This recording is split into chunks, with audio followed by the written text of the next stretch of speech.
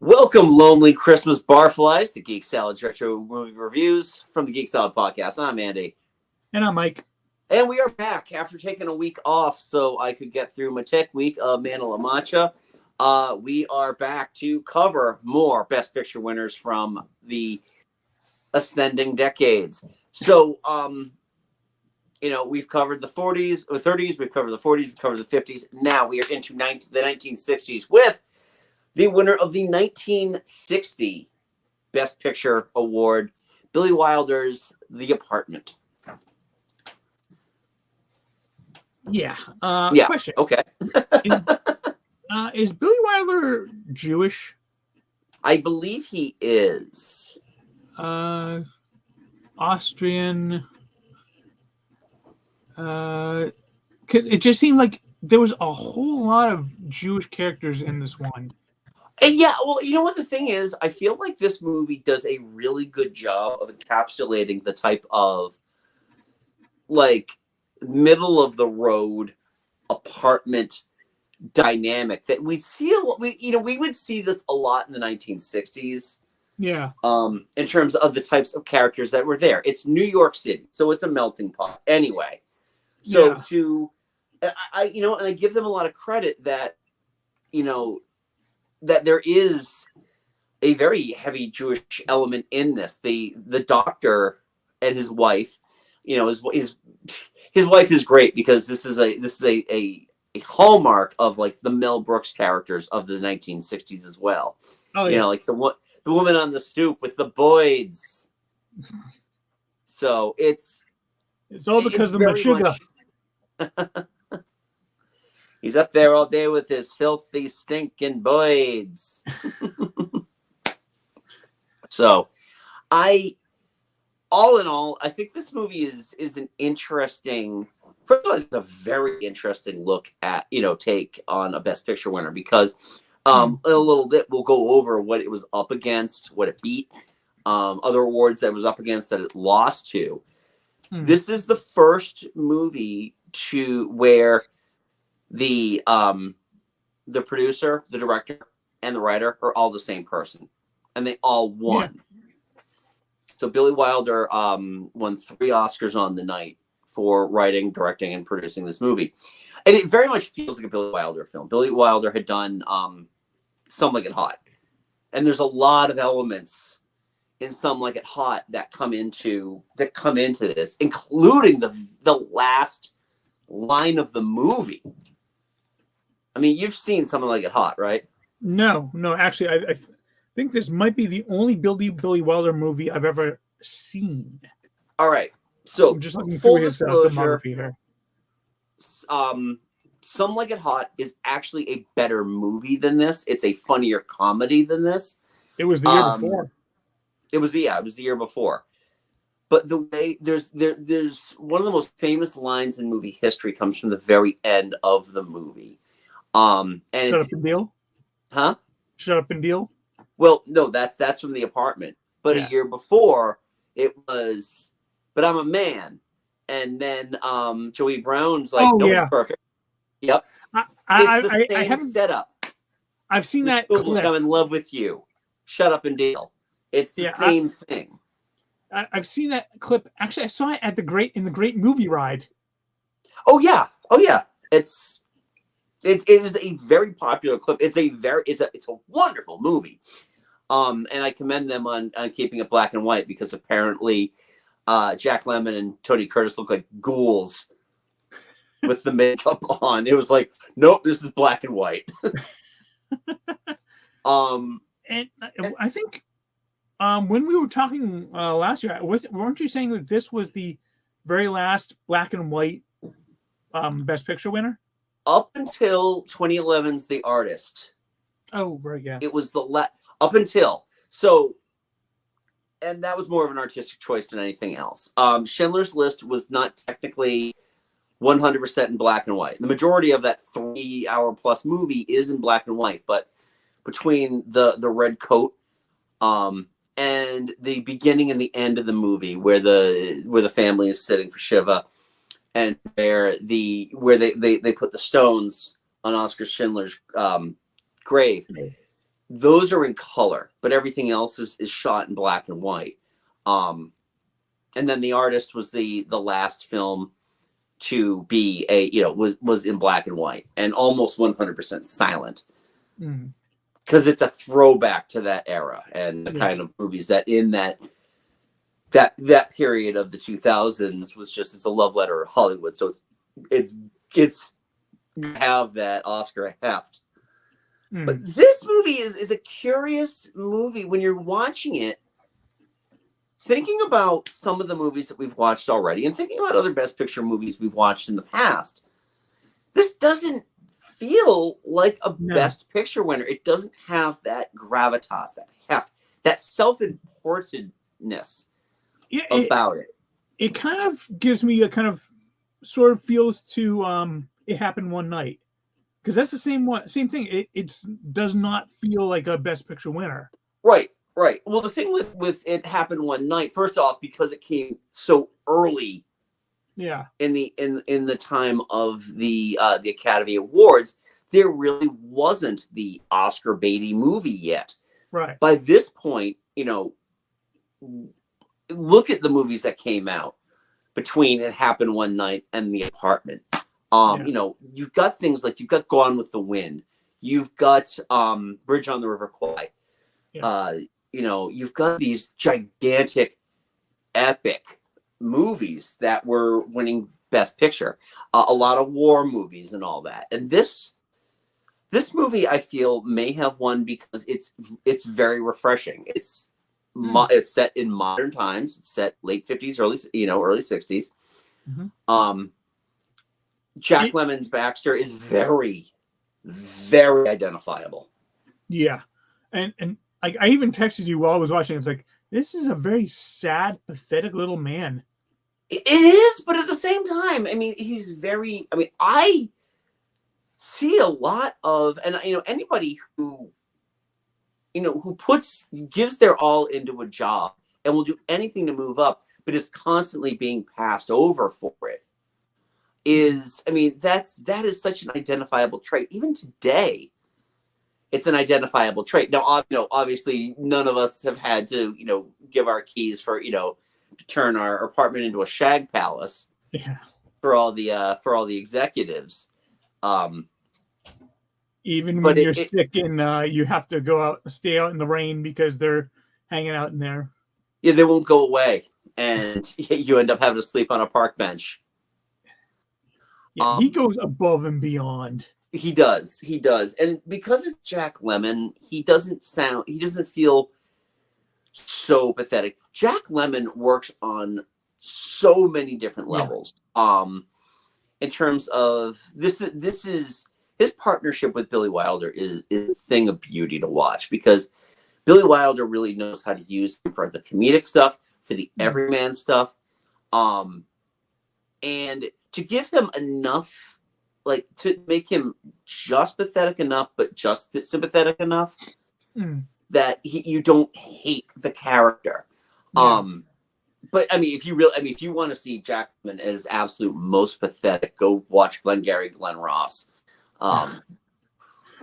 Gil's girl gonna get the sale today. Pretty much, yep. It's pretty much where they got Gil from. It's weird. Like the last couple movies we've done, like Bridge on the River Kwai and Rebecca. Yeah. For me, the first half of it was actually pretty solid, and the second half kind of fell not as good as the first one. Yeah. This one was kind of the opposite. Like the first half, it felt almost like a kind of a TV slapstick comedy type thing, and Fred McMurray and Shirley MacLaine were kind of in their own little dramatic movie, and it's when they get to that scene in the middle with the sleeping pills, that's when the shift happens. And after that, it feels like Lemmon, now he's in that movie with them. But it felt like the first half, he was kind of in his own movie with all the four managers. A lot of that is, honestly, I think it's a masterful way of telling this story, because you need to get to that point. And in order to do that, there's a lot of table setting going on here. Between noticing that Baxter has this crush on Fran Kubelik, and he's also giving his apartment to his bosses so they can shag their mistresses. Yeah. And then seeing that Fran is Fred McMurray's girlfriend in this, I felt really it worked really nice, because while it feels like they might have kind of been in their own story for a while, you need that piece that you need that completely removed. So when the reveal happens, it's more for Baxter, it's more what am I trying to say here? It's kind of like a slap in the face. It's like, it is. It's a slap in the face, and now like, he get out of this movie, get into this one. Yeah, but because of that, for a while he doesn't see Kubelik the same way. Because he'd always thought of her as just being sweet, innocent, maybe a little sad. Yeah, and then find out, and as you go on to that, just to find out how broken she is. Yeah. Because of this, because she makes bad choices. I think Shirley MacLaine does a fantastic job in this movie. She's so good in this movie. And she's one of those actresses that, like, I hate to say, I don't know much of her work. I've seen Terms of Endearment, which she won an Oscar for. She's very good in that. She'll show up in stuff. For this one. Yes, she was nominated for that. And again, we'll go over the nominees. I thought that she was excellent in this movie. Honestly, there was not a bad performance in this. Even some of the hammy Jewish stuff that they were doing was actually worked really well, because the doctor, I liked how they kind of brought him down a little bit. They calmed the character down a little bit, because movie audiences in 1960 probably hadn't seen authentic Jewish characters before.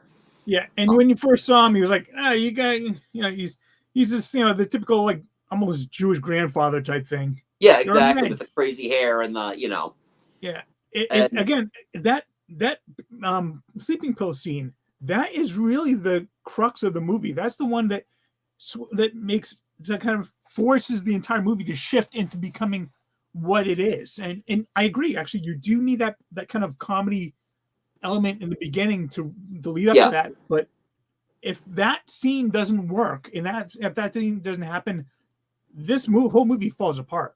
Right. And because it works so well, because everything it all funnels together. Yeah. And it works really well. So when you take that, thinking of it just like liquids, you just take that and you distill it.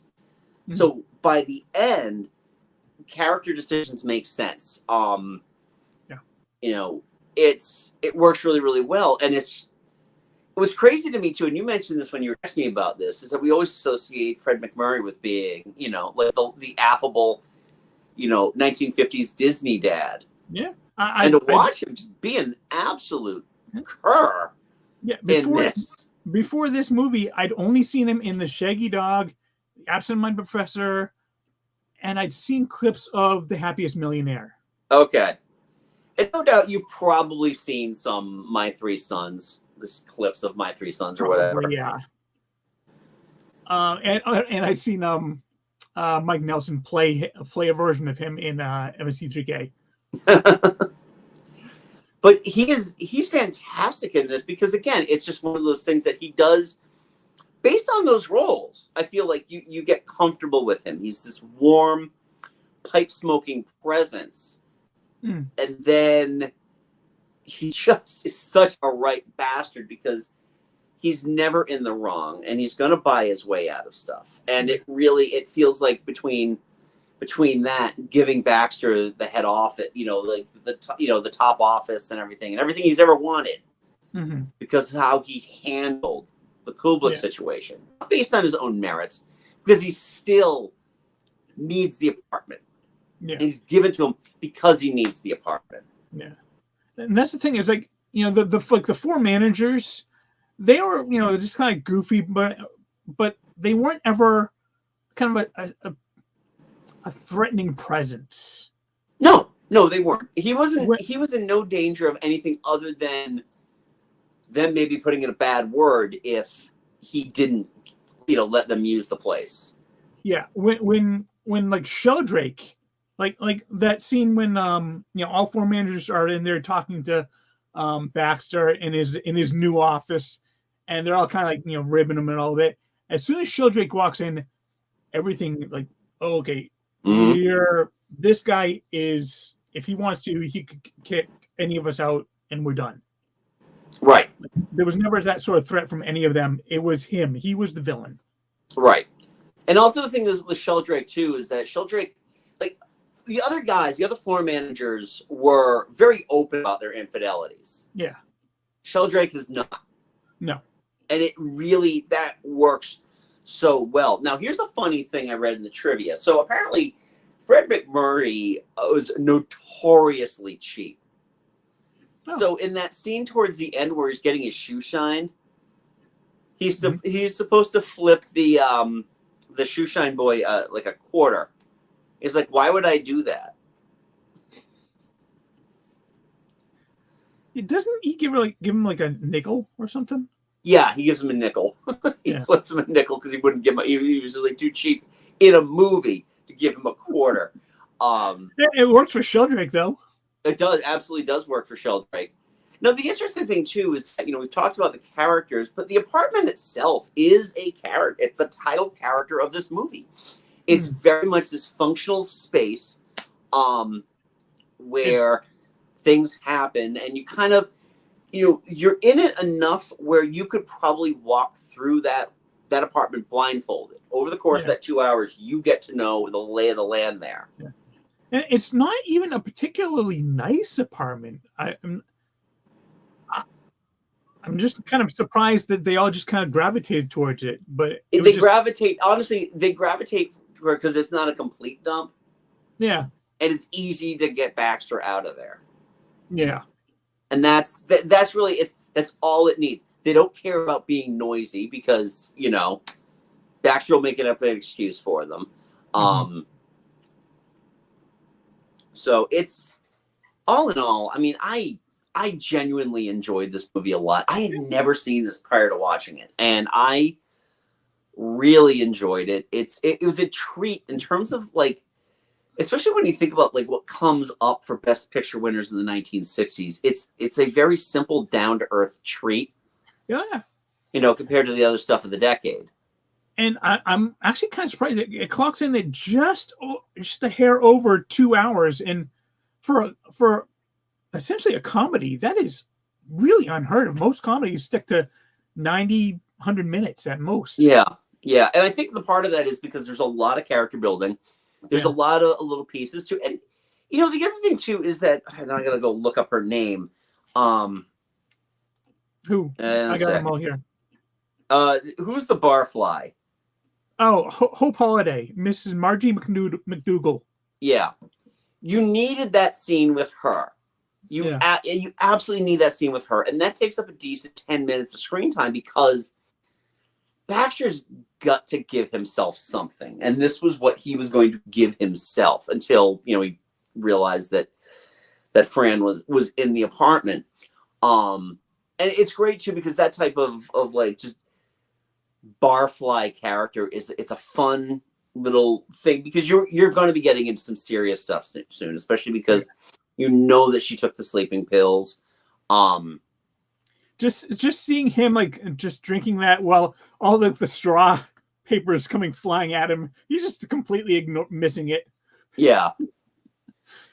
That's just the thing too, is that it gives Jack Lemmon some agency in the movie too, that he's not just put upon. He knows when to take when he needs to take. Yeah. And it just, the way that the timing worked out is how you have this turn, essentially it's a key change in the entire movie. Yeah. Well, I mean, he that was also the moment when he was at his lowest, because he just realized, oh, Fran has been hooking up with Sheldrake. Yeah. So it's all in all, I think that this movie is it's a lot of fun. Yeah. The drama hits well. The drama doesn't seem unearned. No, And no, the not at comedy all. itself is there's not a lot of slapstick in this. This is, I mean, if you're gonna call a Best Picture winner, a comedy, this kind of fits that type of mold. Yeah, It's funny in certain areas. it's mostly wordplay. Yeah, You're not going to see like airplane slapstick right. stooge. But the situations, the whole Yeah. thing about like the liquor and everything, him having to constantly clean up the bottles, and even some really sweet stuff when he takes the tennis racket to strain the spaghetti, Mm, and that's really sweet.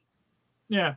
I guess that was one of like the two. I guess Billy Wilder is really strict about sticking to the script. Yeah, But that the moment in the kitchen with the racket and one other time in the movie, he actually allowed Lemon to kind of play around a little bit. yeah, and that's the trust that he had with him, and they had a very long career together. I'm going to go through the list of Jack Lemmon films that Billy Wilder worked on with him, because there's quite a few. Well, I mean, when you find someone that you really work with, Yeah, stick with it. I mean, look at what Scorsese and De Niro. yeah. Or Joe Pesci and De Niro, or DiCaprio and De Niro. Yeah. All right, so yeah, I'm kind of working backwards here. So Buddy Buddy, which was the last movie they worked together, actually the last film that he directed, even though he died like 21 years later. The Front Page, The Fortune Cookie, which also had Walter Matthau. Buddy Buddy also had Walter Matthau. So he found a really good group with them. yeah. Matthau's a good foil for Lemon. Yeah. Irma Ledoux is Jack Lemmon and Shirley MacLaine again. Huh. Yep, Some Like It Hot. And then it's funny, too, seeing things like Witness for the Prosecution. Like, he also directed The 7-Year Itch. And like Double Indemnity as well. That's you don't really think about that as a comedy movie. No, he also directed Sunset Boulevard. So there's a lot of he directed The Lost Weekend with Ray Milland. Ooh. Yeah, which is also a Best Picture winner from the 1940s. I'm pretty curious. Did he win Best Director for that? Won 4 Oscars. Let me take a look. Ray Milland. Yeah, he did. So The Apartment was in his first spin at the wheel in terms of Oscar gold, but I feel like looking at that filmography, I mean, he made a lot of good stuff. He made a lot of really good stuff. And because of that, put together a lot of really good partnership too. Yeah. Between Lemmon and MacLaine. I noticed Ray Walston. Ray Walston was in this movie in a bit part. Ray Walston shows up in some of his other movies too. Then bringing in Walter Matthau. So he's very good, and I felt like he did a lot of great dramas, but I feel like these comedies are his nadir. These are his. This is really his masterclass. What was interesting though is like I think all 4 of those managers later went on to have like actually kind of semi-successful TV careers. Oh yeah. Like, obviously Ray Wellstone was My Favorite Martian. He's My Favorite Martian. He was Mr. Hand. He was Poop Deck Pappy and Popeye. Yeah. David White, who was Mr. Eichelberger. Yep. He was Darren's boss in Bewitched. Yes. Larry Tate, I want to say. And yeah, I mean, David Lewis was he was another one of the managers, and he was a long time fixture on General Hospital. So yeah. Awesome. All right, so let's take a look at what The Apartment beat that year. So this was for the year the release year of 1960. So The Apartment beat out for Best Picture The Alamo, which is garbage. It is just like it's just a garbage Western produced by John Wayne. Yeah, that's the reason why he was nominated. Yeah. Elmer Gantry. That's a Burt Lancaster film. Sons and Lovers and The Sundowners. Not familiar with either Sons and Lovers or The Sundowners. I've only heard of the Alamo before. Okay. All right. Billy Wilder won for director. He beat out Jules Dassin for Never on Sunday. Alfred Hitchcock for Psycho. Jack Cardiff for Sons and Lovers, and Fred Zinnemann for The Sundowners. Okay.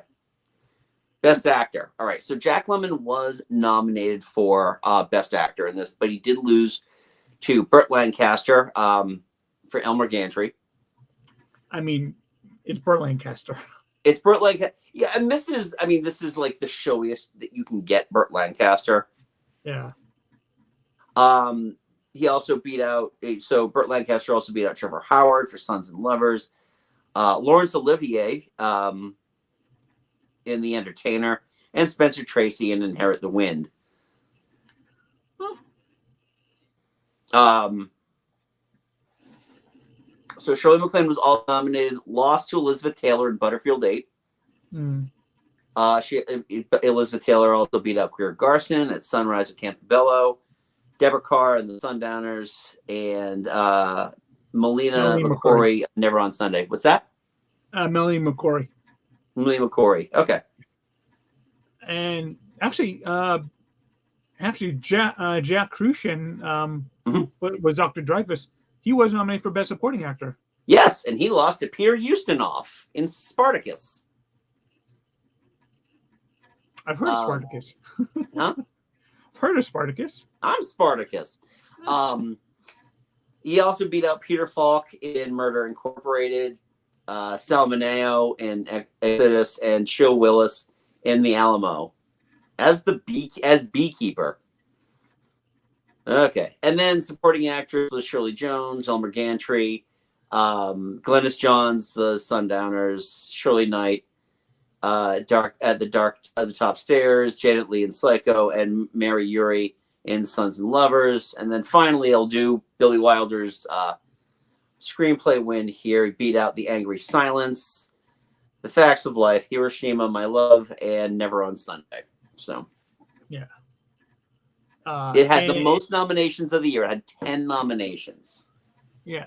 And it had like 1, 2, 3, 4, 5 wins. Yes. For obviously picture, director, screenplay, best art direction for black and white. Yep. And best film editing. Okay. And I fully deserved on all counts. Yeah. Especially because with color becoming such a big thing, it's nice that you could still make black and white look good and not look muddy. So, all in all, I love this movie. I want to watch again at some point. It definitely deserves a rewatch. If you haven't seen it, Mike found it on YouTube, free with ads. Actually, free without ads, but I'm not sure if that's because I pay for it. It's because you got Red. Yeah, it's also on Tubi. So you can check it out on Tubi as well. Again, with ads supported, but hell, you got a great movie there. So, anything else that we want to talk about in terms of The Apartment? Just warning, if you do watch it, it is very 1960s, so do not expect a whole lot of respect for most of the female characters. Yeah, exactly. And the movie is white. So I don't think there's a single African American character in the. There might be, but they are probably holding a door for somebody, or they're at the bar. So, anyway, next week we are going to venture into the 1970s, one of the greatest decades for Oscar winners, especially for Oscar winners in terms of the film. This is the filmmakers' decade. This is really where independent voice of cinema really kicks in. And we are going to be taking on 1973's The Sting. Mm-hmm. We may have a special guest. We may have a special guest, exactly. I haven't seen this movie in forever. I'm looking forward to watching it again. I've seen it once with our special guest. But that's still been it's been about 10 years probably. Yeah, yeah. It's on Netflix as well, so if you're interested in watching that and then watching our review of it afterwards, feel free to do that. I'm psyched that that one's on Netflix. Oh, okay. So last time we'd met, I mentioned I was kind of doing like a slow watch of all of the Best Picture nominees from this year. Yeah. And I forgot to do one right after Bridge on the River Kwai. Now, I did Elvis the first time, right, Mike? Yes. Okay. All right. So just in case I forget again, which I will do, I'm going to bring up what actually I think might have turned out to be my favorite movie of 2022, and that's Everything Everywhere All at Once. I'm actually on my second viewing of it. Again, this isn't a real review. It's more just like a little capsule thing. This movie, based on the awards love it's getting right now, deserves all of it. And it's possibly one of the favorites for winning. Yeah, it is one of the most original films I have seen in the last 10 years. There are so many different elements, and there's so much to love about the movie. I think it's phenomenal. Everybody gives a great performance. So I'm looking forward to seeing how well it does on Oscar night. It is a chef's kiss movie. It is on, I believe it might be on Paramount Plus. It's definitely on Showtime. So if you have Showtime, watch it because it is. You have my Showtime, Mike. Oh yeah, that's right.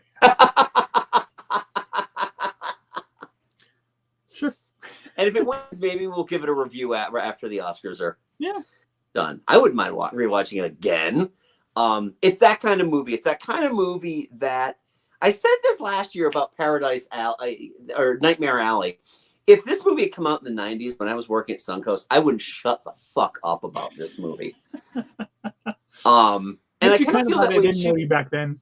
Yeah, it also is one of those movies too that, you know, when I go back and think about like The Shape of Water, it's very similar in terms of The Shape of Water, that it's very different than your typical Oscar fare. Shape of Water would be another one of those movies I want to shut the hell up about. But had it been released in the mid 90s.